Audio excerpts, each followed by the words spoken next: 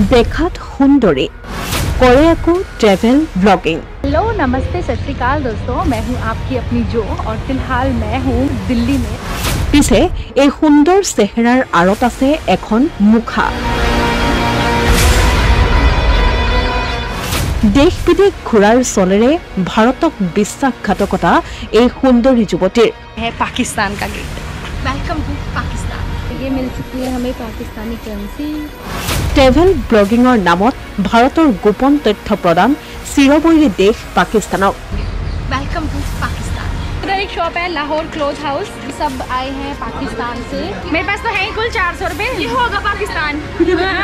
एक सुंदर चेहरार आड़त जे एक विपदजनक चरित्र लुकाई आछे सेया हयतो कोनेও कल्पना करिब नोवारिब। आरक्षीয়ে গ্ৰেপ্তাৰ কৰাৰ লগে লগে হঠাৎ দেশজুৰি চৰ্চাৰ কেন্দ্ৰবিন্দু হৈ পৰিছে ইউটিউবাৰ জ্যোতি মালহোত্ৰা। অভিযোগ অনুসৰি পাকিস্তানৰ আইএছআইৰ সৈতে সম্পৰ্ক আছে ইউটিউবাৰ জ্যোতি মালহোত্ৰাৰ। ফুৰি ভাল পোৱা জ্যোতিয়ে ট্ৰেভেল ব্লগিঙৰ জৰিয়তে নিজৰ অভিজ্ঞতাৰ কথা ব্যক্ত কৰে দৰ্শকক। পিছে ঘূৰা ফুৰাৰ চলেৰে জ্যোতিয়ে ভাৰতক বিশ্বাসঘাতকতা কৰি নিজ দেশৰ স্পৰ্শকাতৰ বিষয়ৰ তথ্য প্ৰদান কৰে বৈৰী দেশক। পাকিস্তানৰ বাবে চোৰাংচোৰাগিৰি কৰাৰ অভিযোগত হাৰিয়ানাৰ হিছাৰৰ পৰা গ্ৰেপ্তাৰ কৰা হৈছে ইউটিউবাৰ জ্যোতি মালহোত্ৰাক। চোৰাংচোৰা নেটৱৰ্কৰ তদন্তৰ সময়ত ভাৰতীয় সংস্থাসমূহে আইএছআইক ভাৰতৰ বিষয়ে স্পৰ্শকাতৰ তথ্য প্ৰদান কৰাৰ অভিযোগ উত্থাপন হৈছে ইউটিউবাৰগৰাকীৰ বিৰুদ্ধে। আৰু জ্যোতি মালহোত্ৰাই খুদ এই কথা স্বীকাৰ কৰাৰ পাছতেই ইউটিউবাৰগৰাকীক 5 দিনৰ আৰক্ষীৰ জিম্মালৈ প্ৰেৰণ কৰা হৈছে। পাকিস্তানত থকা তেওঁৰ সহযোগীসকলৰ সৈতে হোৱাটছএপ, টেলিগ্ৰাম আৰু স্নেপচাটৰ জৰিয়তে যোগাযোগ কৰিছিল জ্যোতিয়ে।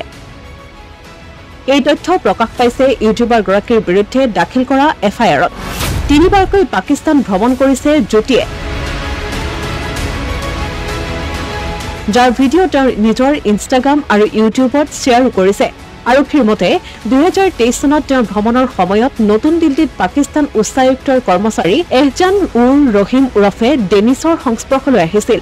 ডেনিছে জ্যোতিৰ হেণ্ডেলাৰ হিচাপে কাম কৰি পাকিস্তানী চোৰাংচোৰাৰ কাম কাজৰ বিষয়ে অৱগত কৰিছিল।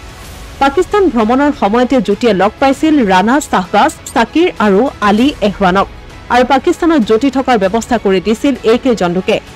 ইফালে তদন্তকাৰী বিষয়াই দিয়া তথ্য অনুসৰি সমগ্ৰ হাৰিয়ানা আৰু পঞ্জাৱত এক বৃহৎ চোৰাংচোৰা নেটৱৰ্ক গঢ় লৈ উঠিছে আৰু ইয়াৰ অংশ হৈ পৰিছে ইউটিউবাৰসকল। देखिए, इस घटना की जानकारी आने के बाद हमारा वेरिफिकेशन इस संदर्भ में चल रहा है एंड इस वेरिफिकेशन के ख़त्म होने के बाद हम सभी तथ्यों को लेके हम गणमाध्यम के सामने आएंगे और उसके साथ ही हम डिफरेंट स्टेट की डिफरेंट एजेंसी, सेंट्रल एजेंसीज और हरियाणा पुलिस के साथ भी हम टच में हैं और जो भी इन्फॉर्मेशन उनको हमसे चाहिए होगा हम उसको प्रोवाइड करेंगे।